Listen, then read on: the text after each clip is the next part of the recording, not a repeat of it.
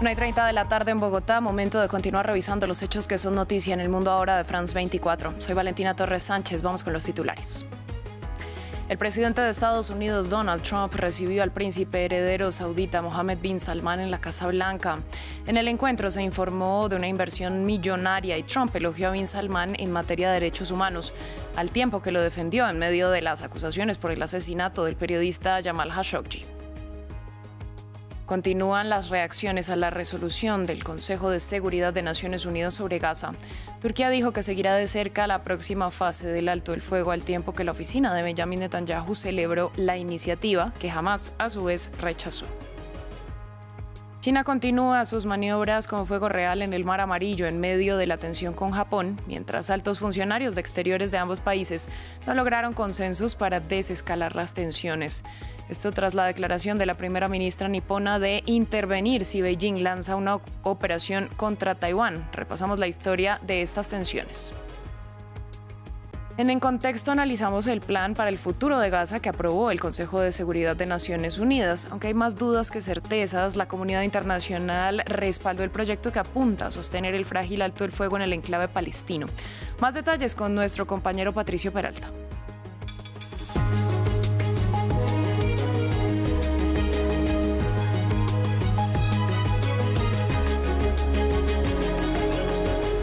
Comenzamos en Estados Unidos, donde avanza esa reunión entre Donald Trump y el príncipe heredero saudita Mohammed bin Salman.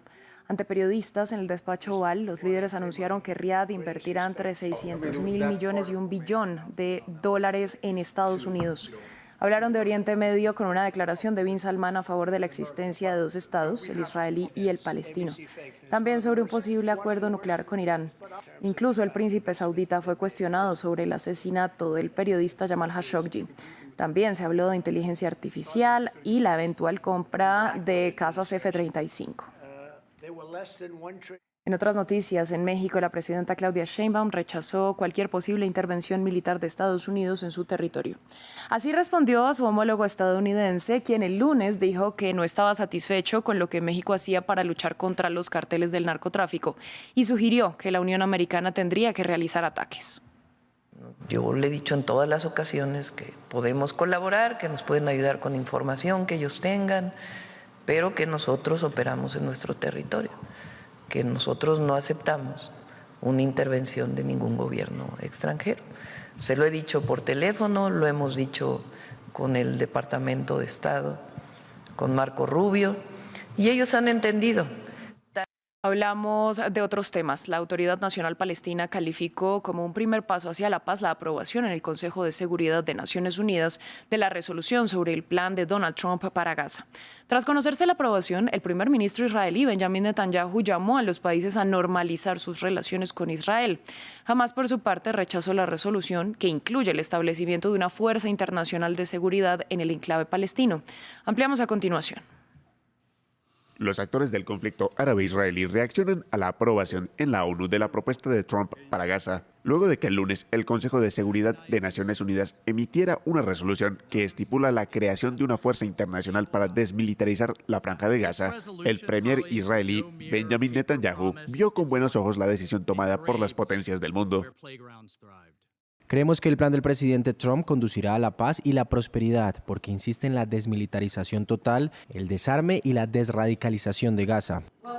En la otra orilla, el Ministerio de Exteriores de la Autoridad Palestina también aseguró que este es un paso hacia el desescalamiento del conflicto. La resolución de la ONU es el primer paso en un largo camino hacia la paz. Ese paso era necesario porque no podíamos emprender nada más antes de alcanzar un alto el fuego, por lo que el alto el fuego es importante y ha sido importante para salvar vidas palestinas. Mientras tanto, en las calles del enclave palestino, algunos ciudadanos tienen dudas sobre la resolución de Naciones Unidas. A la luz del genocidio al que fuimos sometidos, el silencio del mundo y la terrible situación que viven los palestinos, esta resolución se ha convertido lamentablemente en una herramienta de chantaje político. Por su parte, el grupo islamista Hamás rechazó con contundencia la creación de una fuerza de estabilización internacional, argumentando que los gazatíes estarían perdiendo soberanía sobre su territorio. Entre tanto, más temprano, un ataque con cuchillo en la Cisjordania ocupada dejó al menos un muerto y 3 heridos, según informó el ejército israelí. Entre los lesionados están una mujer de unos 40 años y un joven de 15, con heridas de arma cortopunzante. Los hechos ocurrieron en el cruce de Gush Etzion, ubicado en la carretera entre las ciudades de Belén y Hebrón, y cerca de asentamientos israelíes en el sur de la Cisjordania ocupada. Los autores del ataque murieron por el accionar de las fuerzas de Israel. En Siria tiene lugar el primer juicio contra los sospechosos de haber participado en las masacres que dejaron cientos de muertos en la región de Latakia, de mayoría alauita. Un comité investigador remitió un total de 563 sospechosos a la justicia. Entre los cargos de los que se les acusa están incitación a la guerra civil, secesión, asesinato premeditado y saqueo. Albert Naya con los detalles. Para que un país funcione debe haber justicia. Por ello, el presidente de facto de Siria, Ahmed al-Shara, tiene prisa para instaurarla en sus zonas de influencia, por lo que este martes comenzó el primer juicio contra los sospechosos de la violencia contra la minoría alauita del pasado marzo. Uno de los primeros pasos que da una sociedad después de que un Estado se ha visto dominado por la corrupción es el establecimiento de un marco legal. Aplica a todas las partes y a todos aquellos que hayan cometido violaciones contra el pueblo sirio, sean cuales sean sus intereses.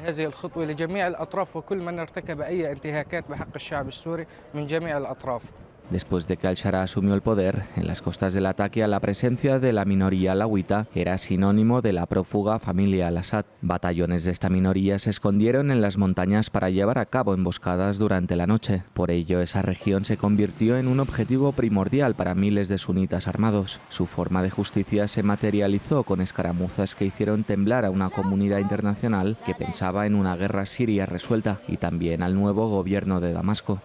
Soy de Idlib y mi hijo lleva como un año detenido aquí en Alepo. Mi hijo es inocente, fue a defender lo que es justo después de que sus compañeros fueran asesinados en una emboscada durante el Ramadán. Fue a ayudar a poner fin al conflicto en la zona costera.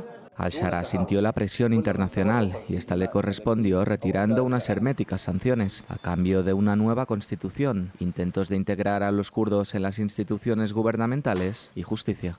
En otras noticias, el primer ministro polaco Donald Tusk acusó a Rusia de estar detrás del sabotaje de una línea ferroviaria que es fundamental para enviar ayuda a Ucrania.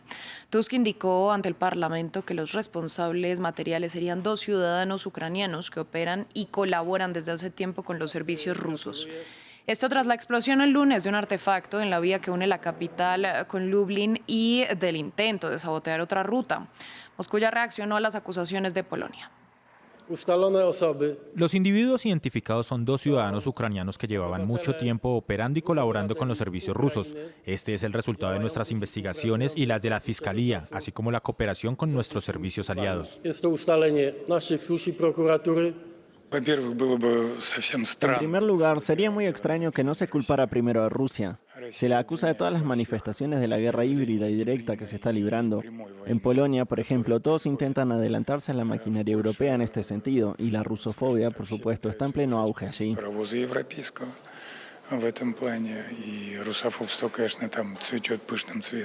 Hubo resultados poco alentadores tras la más reciente reunión diplomática entre China y Japón. Delegados del Ministerio de Exteriores del gobierno de Xi Jinping catalogaron el encuentro como poco satisfactorio. Las tensiones provocadas luego de comentarios de la primera ministra japonesa con respecto a una posible invasión china a Taiwán se han profundizado. Revisamos el histórico de las tensiones a continuación.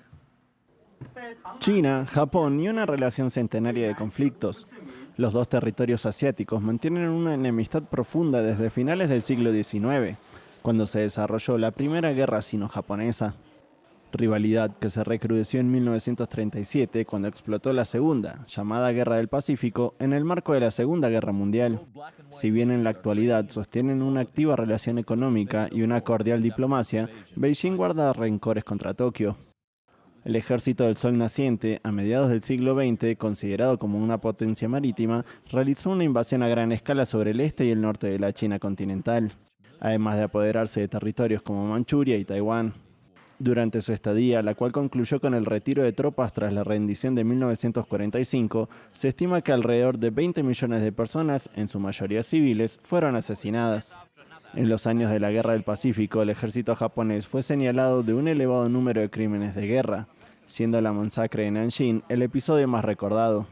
En Nanjing, entonces capital de la República China, las fuerzas invasoras mataron entre 100 y 300.000 habitantes, una acción por la que a día de hoy China sigue exigiendo respuestas. Japón no distingue tales responsabilidades. Con la salida del ejército a finales de la Segunda Guerra Mundial, China recuperó Manchuria y Taiwán, pero quedó padeciendo secuelas civiles y políticas.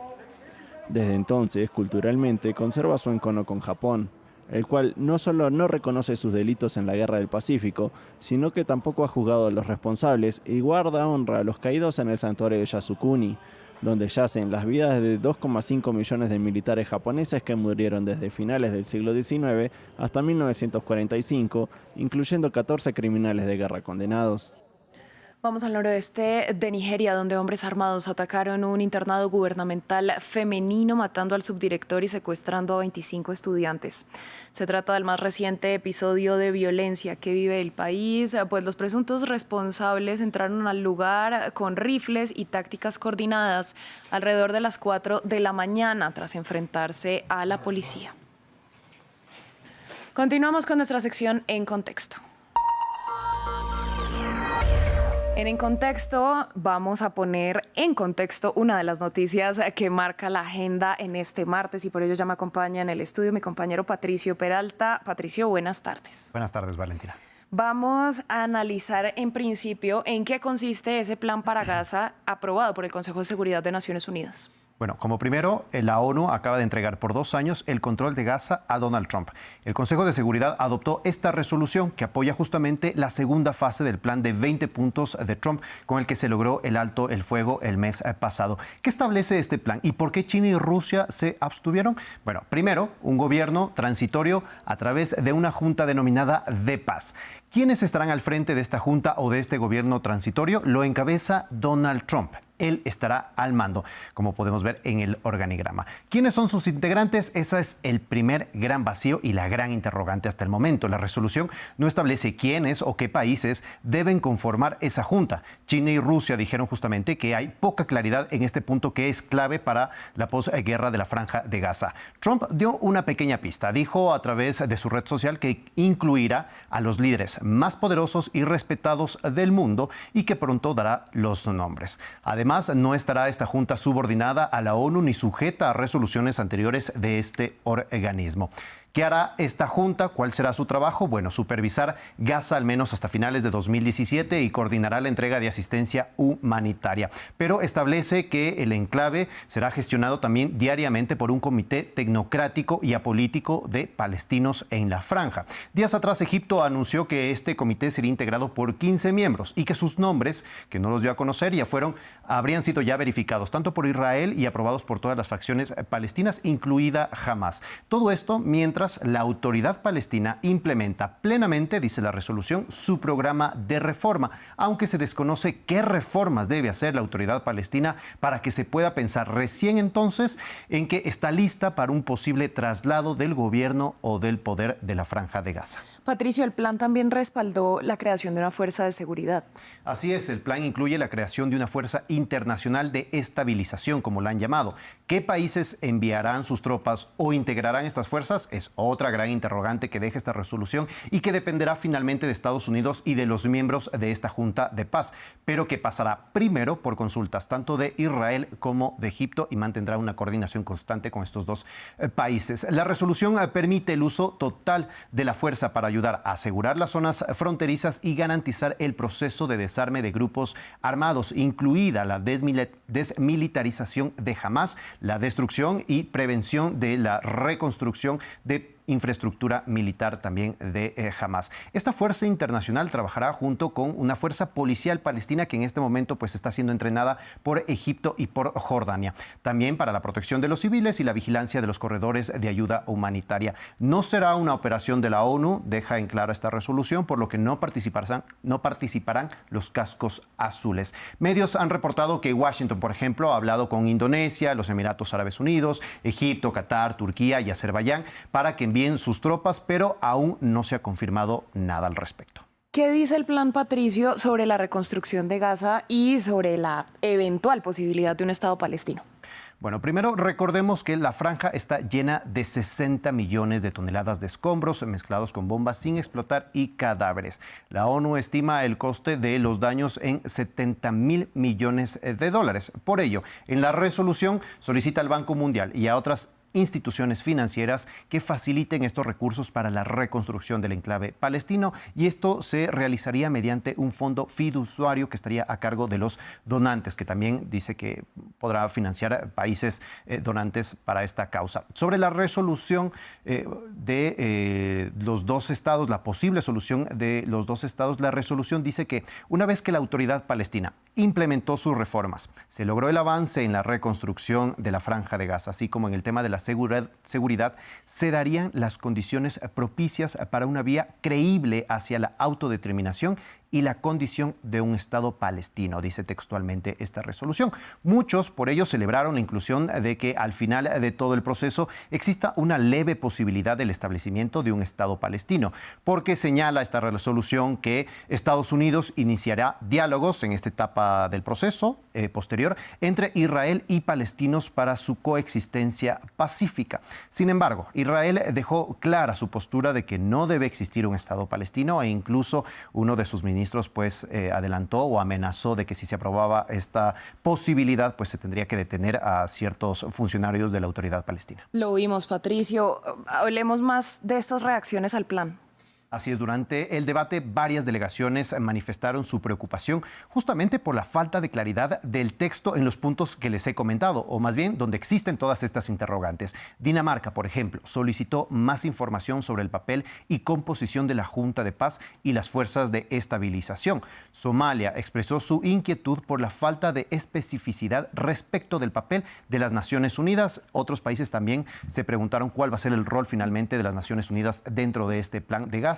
Pakistán lamentó que no abordara una vía política clara hacia la creación del Estado palestino. Sin embargo, tuvo 13 votos a favor y la abstención de Rusia y China, que pudieron vetarlo, pero no lo hicieron porque la autoridad palestina y otras 8 naciones árabes y musulmanas la respaldaron, aunque sí dejaron en claro su inconformidad. Esto dijo Rusia, por ejemplo.